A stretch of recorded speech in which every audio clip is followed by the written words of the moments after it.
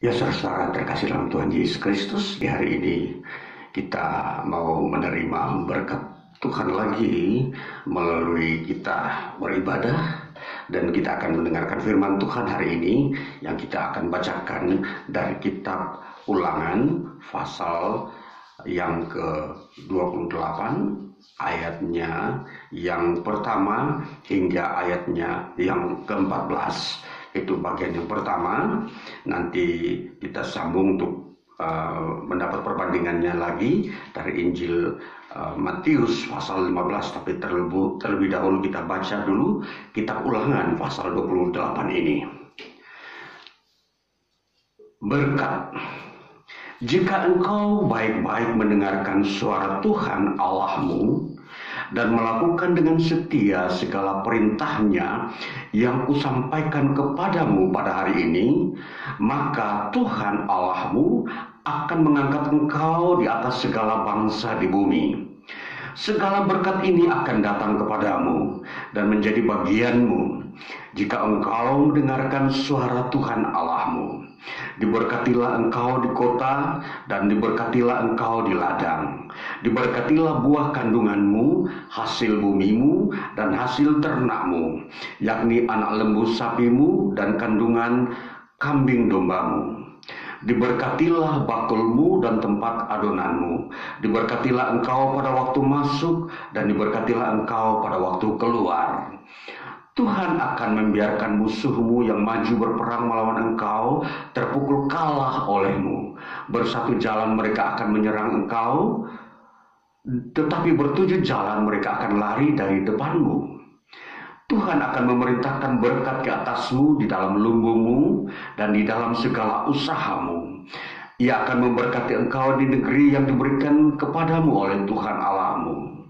Tuhan akan menetapkan engkau sebagai umat-Nya yang kudus, seperti yang dijanjikannya dengan sumpah kepadamu, jika engkau berpegang pada perintah Tuhan Allahmu dan hidup menurut jalan yang ditujukannya. Maka segala bangsa di bumi akan melihat bahwa nama Tuhan telah disebut atasmu, dan mereka akan takut kepadamu.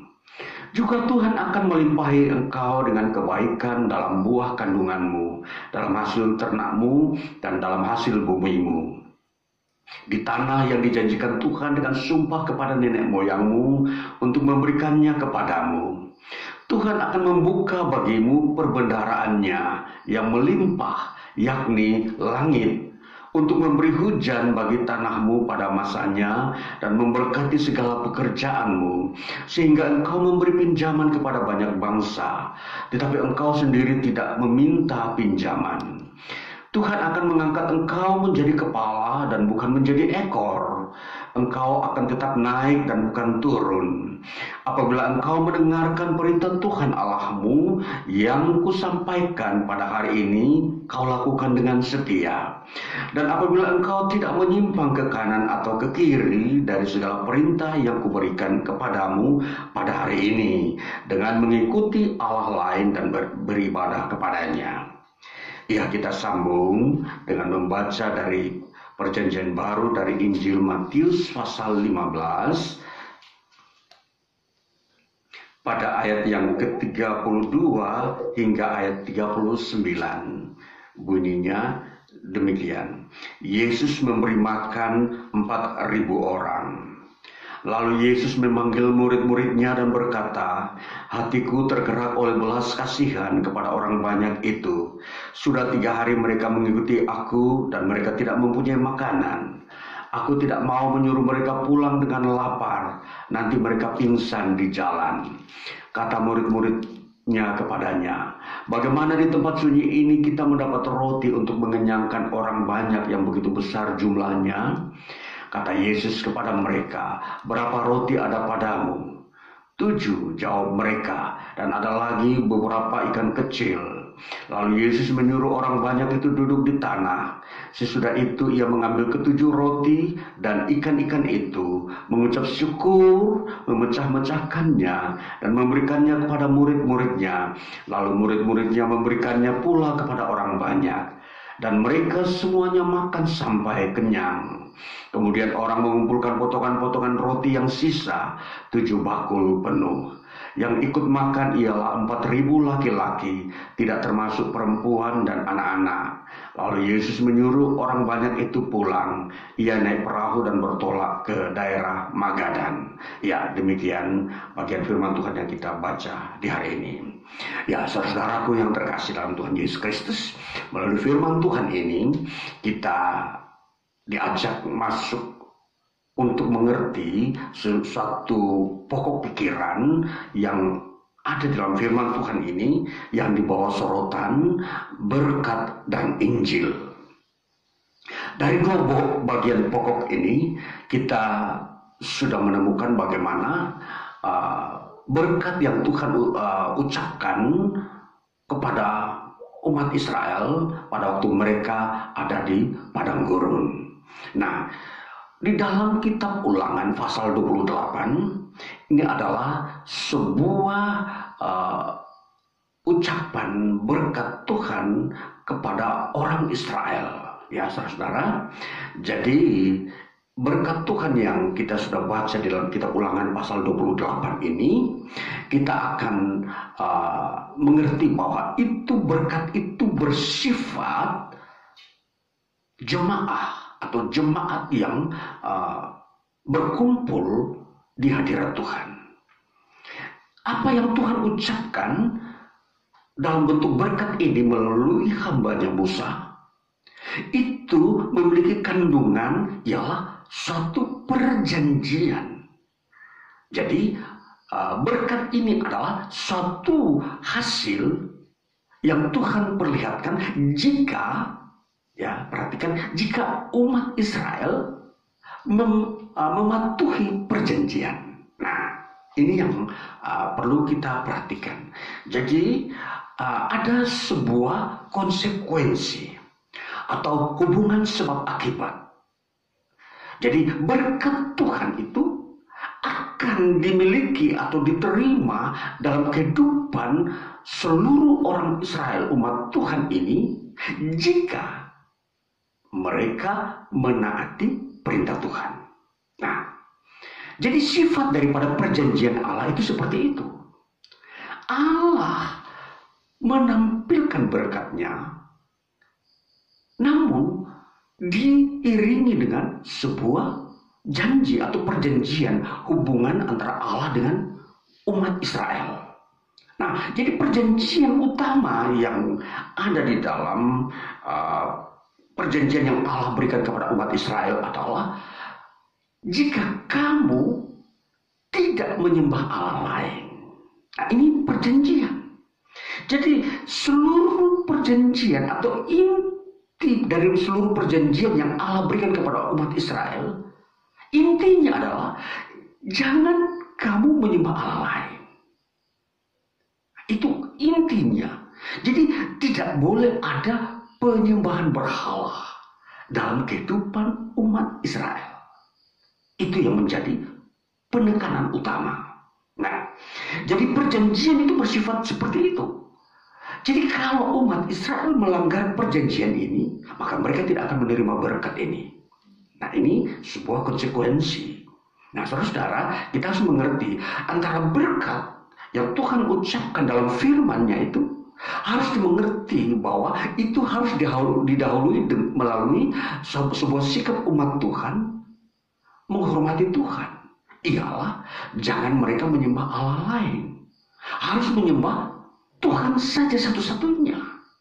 Nah, inilah yang menjadi ketetapan Tuhan.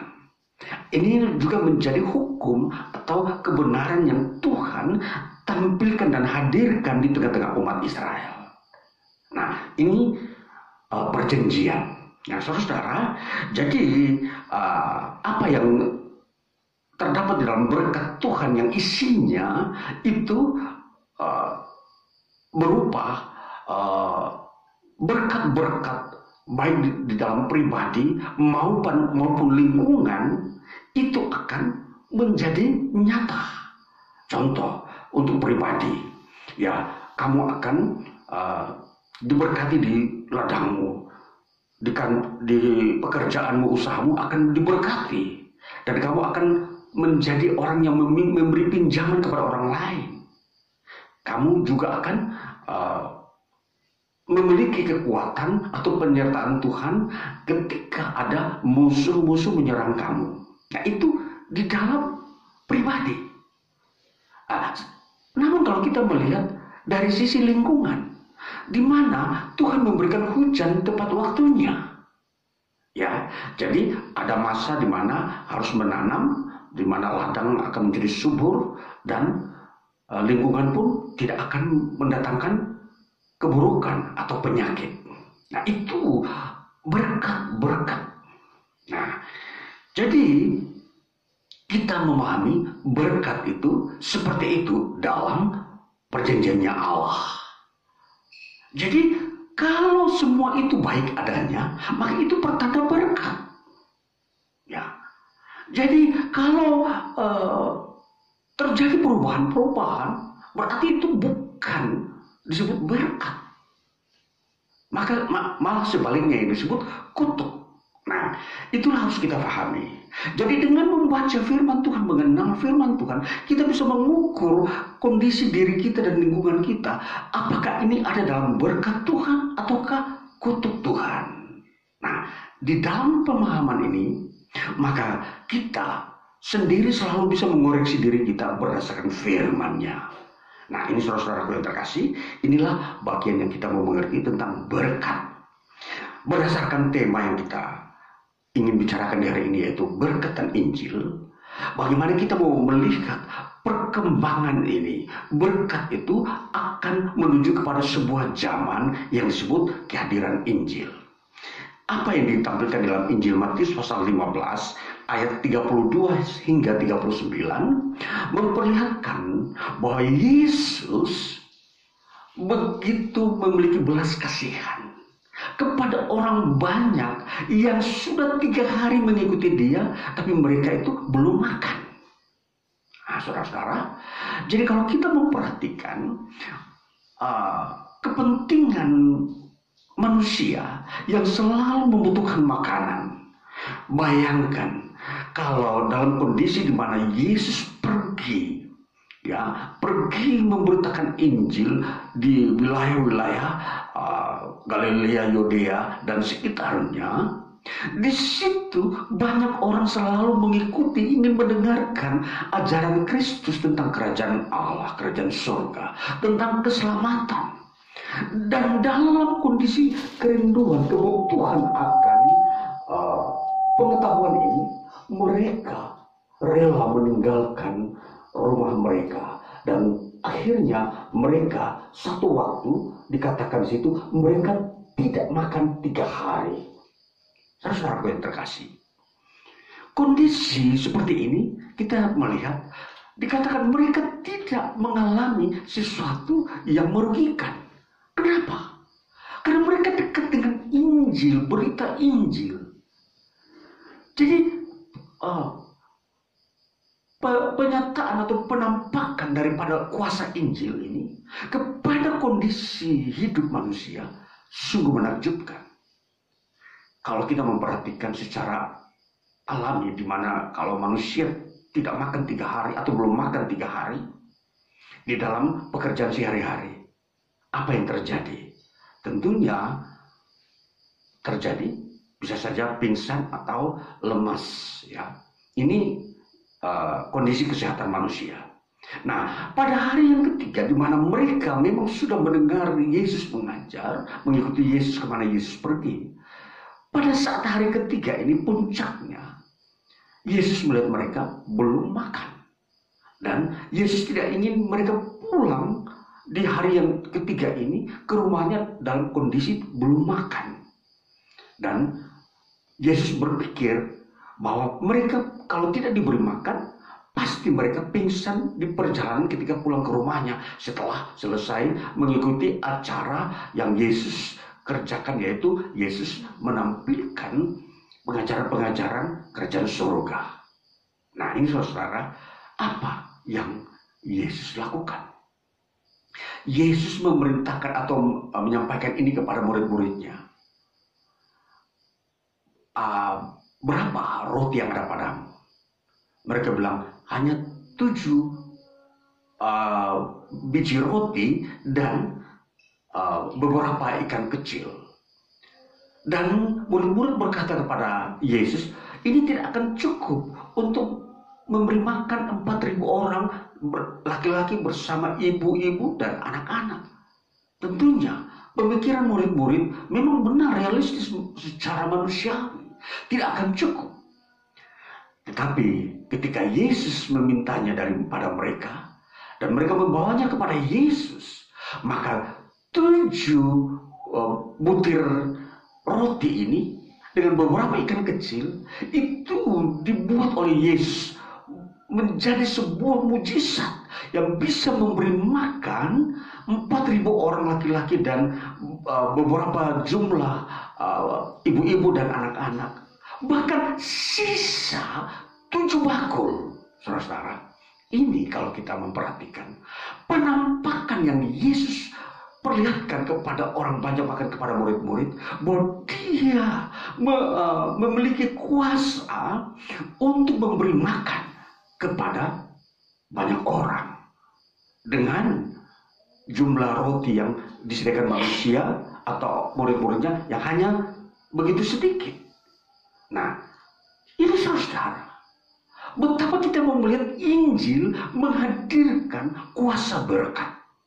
Antara berkat dalam perjanjian Allah yang pertama dengan Injil yang menghadirkan berkat ini, sungguh kita melihat sebuah kemuliaan Tuhan di dalam Injil ini. Mereka mencari Yesus, mereka selalu mau menantikan pengajaran Yesus. Ketika kita memperhatikan di dalam perjanjian lama, kita ulangan tadi, bahwa persyaratan mendapat berkat adalah kalau mereka menyembah Allah. Itu sebabnya dalam relevansinya dengan ketika banyak orang mengikuti Yesus dalam 3 hari berturut-turut, itu sama dengan mereka menyembah Allah, saudara-saudara, dan mereka layak menerima berkat. Lewat makan, mereka makan sampai kenyang, bahkan sisa 7 bakul itu tentunya mereka lihat bahwa itu suatu kegembiraan. Nah, jadi kalau kita melihat, mengukur bagaimana kuasa Tuhan yang diwujud nyatakan di dalam Yesus Kristus yang hadir di muka bumi ini, datang memberikan berkat kepada kehidupan manusia di era Injil. Nah, saudara, kalau kita mau memperhatikan bahwa Injil datang atau dihadirkan di tengah dunia ini, itu adalah sebuah perjanjian.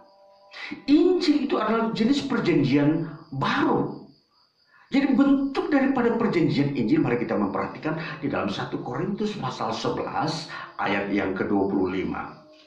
1 Korintus pasal 11 ayat yang ke-25 bunyinya demikian. Demikian juga ia mengambil cawan sesudah makan lalu berkata, cawan ini adalah perjanjian baru yang dimeteraikan oleh darahku. Perbuatan ini setiap kali kamu meminumnya menjadi peringatan akan aku. Saudara, di dalam perjamuan yang Yesus lakukan, Yesus berkata bahwa cawan yang dimana mereka minum yang berisi anggur fermentasi itu nanti diubahkan dalam wujud, yaitu darah Kristus yang tertumpah di kayu salib ketika dia disalibkan itu menjadi perjanjian. Saudara, perjanjian. Jadi kalau perjanjian yang Yesus buat ini adalah perjanjian Kristus, itu menyangkut pengampunan dosa. Maka saudara yang terkasih, kalau kita memperhatikan apa yang ditampilkan oleh Alkitab, bahwa ada 2 sisi yang kita harus perhatikan di sini, adalah berkat dan pengampunan dosa. 2 hal ini adalah menyangkut perjanjian. Nah, jadi kalau kita melihat perjanjian pertama, ialah menyangkut berkat-berkat dalam bentuk fisik di dunia ini, baik kita sehat, baik kita berhasil di dalam pekerjaan, baik juga lingkungan kita di mana kita tinggal dan bekerja, di situ diberkati. Maka itu adalah perjanjian yang awal atau pertama. Sedangkan perjanjian kedua yang dibawa oleh Kristus Yesus yang melalui Injil dan bahkan kematiannya di kayu salib, itu perjanjian itu menyangkut pengampunan dosa. Nah, jadi lengkaplah perjanjian Tuhan ini. Antara berkat dan Injil itu adalah satu kesatuan. Berkat dalam bentuk jasmani dan Injil menampilkan berkat dalam bentuk rohani. Yaitu yang kita sudah kenal, yaitu adanya pengampunan dosa. Nah, kedua hal ini disebut berkat. Nah, jadi tidak bisa dipisahkan. Kristus Yesus datang ke dunia ini menyatukan berkat dalam bentuk jasmani dan berkat dalam bentuk pengampunan dosa. Jadi kedua ini menjadi satu kesatuan yang ada di dalam dimensi kerajaan Allah. Jadi kerajaan Allah itu memenuhi target-target, yaitu berkat jasmani dan pengampunan dosa. Dan akhirnya puncak daripada perjanjian Kristus ini ialah hidup yang kekal. Nah, ini saudara-saudara yang terkasih, kita memahami iman Kristen itu seperti itu. Bahwa orang yang telah menerima Kristus, percaya kepada Kristus, dia akan dibukakan berkat-berkat dalam hidupnya. Tentunya saudara, kehidupan ini membutuhkan semua ini. Hidup di dunia ini mempunyai makna, yaitu kita dipelihara oleh Tuhan. Ya, jadi tentunya kalau faktor kesehatan, kalau kita memikirkan kesehatan, makanan, kita bekerja, berhasil, bahkan kita bertumbuh, Tuhan mengangkat kita di antara bangsa-bangsa agar kita dapat memberi pinjaman, bukan meminjam. Ini makna daripada berkat. Jadi berkat di dalam diri setiap orang percaya seperti itu. Dan ini saudara-saudara, saudara yang sampai hari ini mendengarkan firman Tuhan, harus saudara mengerti hidup saudara ini akan dipimpin Tuhan seperti ini. Dan ini perjanjian. Kalau perjanjian itu pasti digenapi jika kita menyembah Allah saja, tidak perlu ada berhala. Nah, ini yang menjadi penegasan. Jadi perjanjian, jadi kita menerima Yesus itu berarti kita hanya menerima Dia saja sebagai Tuhan dalam hidup kita. Kita tidak boleh tambahkan yang lain. Nah, ini perjanjiannya seperti itu. Nah, jadi kalau kita mau melihat konteks iman Kristen untuk diberkati oleh Tuhan dalam hidup ini dan beroleh keselamatan, maka kita harus memenuhi dua tuntutan ini, yaitu kita meninggalkan penyembahan berhala dan kita hanya percaya kepada Yesus Kristus.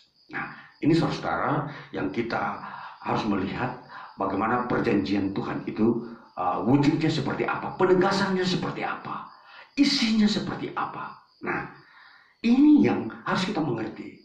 Kalau kita seringkali mendengar perjanjian, apa sih isi perjanjian? Nah, isi perjanjian Allah dalam Alkitab ini yaitu hanya satu. Janganlah kamu menyembah Allah lain, Allah asing, yang notabene disebut penyembahan berhala. Nah, jadi isi perjanjian, jadi kalau ketika kita menjadi Kristen, maka yang kita percaya hanya Yesus Kristus. Itu yang disebut kita memenuhi perjanjian. Perjanjian dengan Kristus, iman Kristen. Maka kita harus meninggalkan semua kepercayaan yang sia-sia, tahayul yang tidak mengandung ajaran-ajaran Injil, itu harus ditinggalkan. Karena di dalam tahayul mengandung ajaran-ajaran roh-roh setan, roh-roh dunia ini. Nah, itulah saudara-saudara yang terkasih, kita harus memahami perjanjian ini. Perjanjian di dalam Kristus Yesus seperti itu. Nah, saudara yang terkasih, kembali kita mau melihat, kita memahami Injil. Kalau Injil itu memang dikatakan Injil itu ada dua sisi. Sisi yang pertama adalah sisi yang disebut pengajaran Kristus, atau yang kita sudah sering lihat bahwa Alkitab itu adalah firman Allah yang tertulis. Yang seringkali kita sebut itu kerigma. Kerigma itu adalah firman Allah yang tertulis, yang disebut Injil, pengajaran Kristus. Lalu kita melihat lagi firman Allah yang kedua, terus Injil dari sisi yang lain, ialah firman itu telah menjadi manusia di dalam Yesus Kristus. Di dalam Injil Yohanes pasal 1 ayat yang pertama dan yang ke-14 kita akan membacanya. Injil Yohanes pasal 1 ayat pertama dan yang ke-14 bunyinya demikian. Pada mulanya adalah firman. Firman itu bersama-sama dengan Allah dan firman itu adalah Allah. Ayat 14. Firman itu telah menjadi manusia dan diam di antara kita, dan kita telah melihat kemuliaannya, yaitu kemuliaan yang diberikannya kepadanya sebagai anak tunggal Bapa penuh kasih karunia dan kebenaran, yaitu Yesus Kristus itu. Nah, ini saudara. Jadi Injil itu mempunyai dua sisi. Sisi yang pertama yang tadi sudah dijelaskan, yaitu pengajaran Kristus. Injil yang disebut firman yang hidup atau firman yang tertulis. Lalu Injil sisi yang lain adalah Injil yang berwujud manusia yang telah datang ke dalam dunia ini di dalam Yesus Kristus. Nah, jadi ketika Injil itu kita terima, itu berarti kita harus menerima dua hal sekaligus. Yaitu pertama, kita menerima Yesus Kristus sebagai Tuhan kita yang kita sembah satu-satunya. Dan kemudian yang kedua, kita harus menerima ajarannya. Itu Injil. Karena Yesus mengajarkan hal-hal yang dari surga. Nah, itulah Injil, saudara-saudara. Nah, jadi menjadi Kristen berarti yang kita lakukan adalah menyembah Yesus dan membaca ajarannya, Injilnya, Alkitab. Itu yang harus kita mengerti sebagai seorang yang percaya pada Kristus, orang Kristen. Nah, saudara, jadi di dalam Yesus Kristus kita sudah mendapatkan dua hal sekaligus. Yang pertama, berkat jasmani. Yang kedua, kita mendapatkan keselamatan, hidup kekal. Ini kita mendapatkan dua hal. Nah, lalu kalau kita memperhatikan bahwa dua hal ini sudah meliputi dunia dalam pengertian kita hidup di dunia dan surga yang pada masa kekekalan, pada masa akan datang kita akan masuk ke dalamnya. Nah, ini saudara-saudara, pengajaran Kristus Yesus menyangkut surga inilah di sini. Bahwa menerima Injilnya itu berarti kita merendukan diri kita hidup kekal. Kita menginginkan membawa atau mempersembahkan diri kita untuk kita mau masuk ke dalam kehidupan keabadian, kerajaan surga. Inilah maksud dan tujuan kalau kita menerima Injil. Jadi semua cita-cita kerinduan kita untuk hidup kekal itu hanya bisa terwujudkan, tersampaikan bila kita percaya kepada Kristus dan menerima Injilnya. Sudah tidak ada yang lain. Dan ini satu-satunya tidak bisa ditambahkan. Karena ini sudah sempurna. Percaya kepada Yesus Kristus dan mendengarkan pengajarannya dan Injilnya, ini sudah sempurna. Di situ menyangkut berkat untuk hidup kita di dunia ini, memenuhi kebutuhan hidup kita, dan membawa kita masuk ke dalam hidup kekekalan. Nah, ini yang ada di dalam Injil. Jadi saudara yang sudah percaya kepada Kristus, tekunlah mendengarkan pengajaran Kristus. Perhatikan baik-baik. Di situ engkau akan mendapat berkat-berkat yang berkelimpahan. Injil Yohanes pasal 10 ayat yang ke-10 bunyinya begini. Ayat 10 bagian B bunyinya demikian. Injil Yohanes pasal 10 ayat 10b berkata begini. Aku datang supaya mereka mempunyai hidup dan mempunyainya dalam segala kelimpahan. Jadi Yesus datang ke dunia ini untuk memberikan kehidupan yang berkelimpahan. Jadi tentunya ini menyangkut berkat. Jadi kalau kita memperhatikan Kondisi-kondisi kehidupan di dunia ini tidak bisa manusia mendapatkan berkat kalau tanpa Kristus. Apa maknanya? Saudara-saudara, kalau kita memperhatikan perkembangan manusia atau dunia atau sejarah manusia di muka bumi, ada dua unsur yang kita perhatikan. Yang pertama, ada orang yang mencari berkat dengan kekuatannya sendiri, dan ada orang yang mencari berkat menyertakan Tuhan Yesus dalam dirinya. Kita memperhatikan dua perbandingan ini. Ada orang-orang yang mengandalkan kekuatannya sendiri untuk mendapatkan berkat yang dibutuhkan. Akhir daripada segala upayanya itu bagaikan rumput kering atau bagaikan sekam yang ditiupkan angin. Sebentar ada dan sebentar tidak ada. Dia melayang. Ini gambaran tentang orang yang mencari berkat dengan kekuatannya sendiri. Ya, ini fakta, dan ini pengalaman banyak orang yang menyaksikan bagaimana proses kehidupannya dia. Dia berkata waktu dulu dia sebelum mengenal Kristus, dia mencari kekayaan dan segala kebutuhan hidupnya di dunia ini dengan kekuatannya sendiri. Dia berkata dia memperolehnya, tapi dia tidak merasa bahagia. Namun ketika dia menemukan Kristus, dia percaya kepada Kristus dan dia menyerahkan hidupnya kepada Kristus, justru dia berkata justru hidupnya berkelimpahan, melampaui apa yang dia pernah alami mencari kekayaan. Dan kelimpahan ini dikatakan bahwa mereka justru berbahagia. Saudara, inilah yang kita harus perhatikan baik-baik. Saudara generasi muda yang belum pernah menimba pengalaman-pengalaman hidup, belajar dari orang-orang yang sudah pernah mengalami proses kehidupan ini. Mereka telah banyak bersaksi bahwa mereka dulu hanya mengejar kekayaan tanpa melibatkan Tuhan. Mereka memakai kekuatannya sendiri.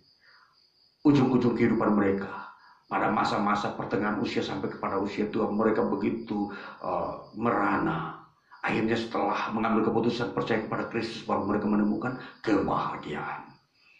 Sebaliknya sisi yang kedua, ada orang-orang yang mencari berkat Tuhan di dunia ini, menyertakan Tuhan. Kita memperhatikan mereka tetap bahagia. Mereka tidak mengalami sebuah bencana-bencana atau katakanlah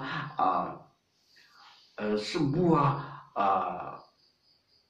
krisis-krisis yang menimpa diri mereka. Mereka tetap dipelihara Tuhan. Ini kita bisa melihat ada orang-orang seperti ini. Sekalipun dunia krisis, perhatikan di tengah hidup mereka, mereka tetap berbahagia. Mereka tetap mempunyai penghasilan. Pekerjaan mereka tetap berjalan. Usaha mereka tetap berjalan. Ini. Jadi saudara, jangan sampai kita itu menempuh jalan hidup ini dengan kekuatan sendiri. Sebab suatu waktu saudara akan menyesal pada masa pertengahan perjalanan usaha saudara. Sudah bekerja banting tulang, tetapi tidak melihat hasilnya. Saudara, ini bagaikan sekam yang ditiupkan angin. Kemudian kembali kita melihat saudara, bahwa berkat, kalau kita memperhatikan dengan Injil, itu selalu hubungannya timbal balik. Orang yang mencintai berkat melalui jalur dia percaya dan menerima Injil, maka dia akan ketemu jalannya. Dia akan menemukan jalan-jalan yang dia cari. Jadi kalau kita sudah mengerti hukumnya ini antara berkat dan Injil, itu maka kita harus melalui jalur ini. Kalau kita ingin menemukan berkat dalam hidup ini, carilah melalui Injil. Jangan melalui jalur lain. Saudara tidak akan ketemu. Barangkali kalau saya pakai bahasa sehari-hari begini saja. Katakanlah saudara menemukan sebuah berkat di hari ini tanpa melalui Injil. Saudara baru pegang begini. sementara waktu langsung dia terbang lagi dan lepas dari genggaman saudara. Ini berkat yang tanpa saudara peroleh lewat persekutuan dengan Kristus atau menerima Kristus dan Injilnya. Ini gambarannya. Tapi sebaliknya, kalau saudara mau mencari berkat itu, tetapi melalui jalur percaya kepada Kristus dan menerima Injilnya, ketika saudara menemukan berkat itu, dan ini bukan saja di genggaman saudara sudah begini, tapi saudara bisa mengenakannya dalam hidup saudara. Langsung terpakai. Ini saudara-saudara, bahwa Injil dengan berkat itu selalu mempunyai relasi yang erat. Jadi baiklah kita mencari berkat melalui jalur Injil. Saudara-saudaraku yang terkasih, ini sebuah pemahaman iman. Sehingga kita tidak perlu mencari lelah-lelah, capek-capek, mencari berkat di dunia ini yang tanpa ada arah dan pengetahuan yang jelas. Hari ini saya sampaikan berita Injil, firman Tuhan kepada saudara. Hari ini, mulai hari ini, carilah berkat Tuhan melalui jalur ini. Melalui jalur di mana saudara percaya kepada Kristus dan melakukan firman-Nya, menerima Injilnya, pengajarannya. Saudara akan dengan mudah mendapatkan berkat itu. Saudara yang terkasih, ini yang bagian yang kita mau perhatikan, bahwa rahasia-rahasia hidup ini telah dibukakan oleh Tuhan melalui Injilnya. Jadi rahasia-rahasia hidup orang bagaimana mau meraih kesuksesan, kebanyakan orang begitu susah mencari jawaban. Di mana letak kesuksesan itu? Di mana letak kita mendapatkan hidup yang bahagia? Banyak orang mempertanyakan. Ilmu pengetahuan seringkali tidak menampilkan secara sempurna kebahagiaan itu. Tetapi ketika saudara mempraktekannya dengan melalui jalur menerima Injil, saudara akan menemukannya. Saya memberikan kepastian ini bagi saudara, karena saya menerima itu secara pribadi. Dan di hari ini saya bisa menyatakan bahwa saya sudah 40 tahun membaca Alkitab. Saya sudah menerima berkat-berkat itu. Dan tidak pernah apa yang saya telah terima itu hilang terbang. Saya dapat memakainya. Dan saya bisa menikmati berkat Tuhan itu, saudara. Dan ini, saudara, ini sesuatu pengalaman hidup. Hidup ini harus dialami. Bukan untuk sekedar diketahui. Tapi harus dialami kebenaran janji Tuhan itu. Jadi percaya kepada Tuhan itu tidak sia-sia. Mengandalkan Tuhan satu-satunya itu tidaklah merupakan ajaran-ajaran isapan jempol atau dongeng-dongeng. Itu fakta, itu realita dalam hidup manusia. Percaya kepada Tuhan itu adalah berita kebenaran. Jadi kalau ada saudara-saudara masih memiliki keraguan-keraguan mengenai percaya kepada Tuhan dan firman-Nya dan Injilnya, marilah mulai hari ini, saudara, percayakanlah hidupmu kepada firman Allah, kepada Kristus Yesus Tuhan yang sudah datang ke bumi, yang ingin memberkati saudara, ingin memberkati setiap orang, ingin memberkati setiap bangsa di dalam kehidupannya, supaya mereka dipelihara oleh Tuhan. Biar firman Tuhan di hari ini menambahkan kepada kita sebuah semangat hidup, sebuah perkenanan kita menghampiri Tuhan, untuk kita sungguh-sungguh hanya berharap percaya kepada Dia, kepada Tuhan Yesus Kristus. Haleluya. Amin. Tuhan Yesus memberkati kita. Amin.